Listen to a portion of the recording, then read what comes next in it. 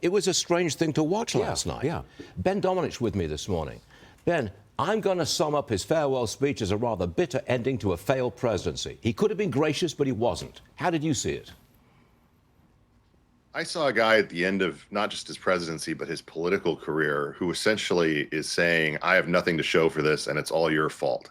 He was blaming the people, basically, over and over. That's the subtext of that speech, for not going along with all the different things that he wanted to do and for not making him more successful and rewarding him for it with another term. And I want to particularly cite that misinformation and disinformation talk that he had.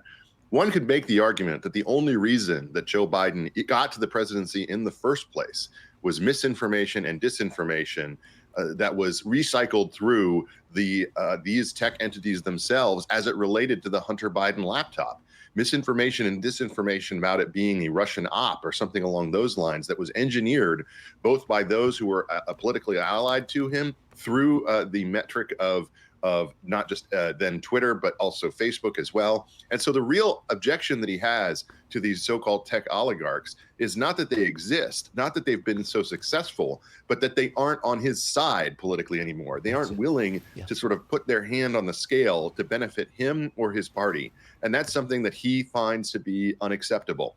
Yeah. And if that's the only message that he has going out at the end of this career to Democrats, it's a message of blame. It's a message of excuse making. It's not something that sounds an optimistic or triumphant note or points to the things that he was able to achieve over a lifetime in politics. Well, now listen to this.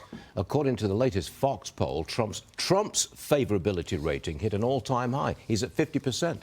Meanwhile, Biden is leaving office with a record low approval of 36%. It seems Americans like our new president. The Democrats don't get it. What say you, Ben? I think it's about more than just personality or communication or anything along those lines. I think it's about the policies.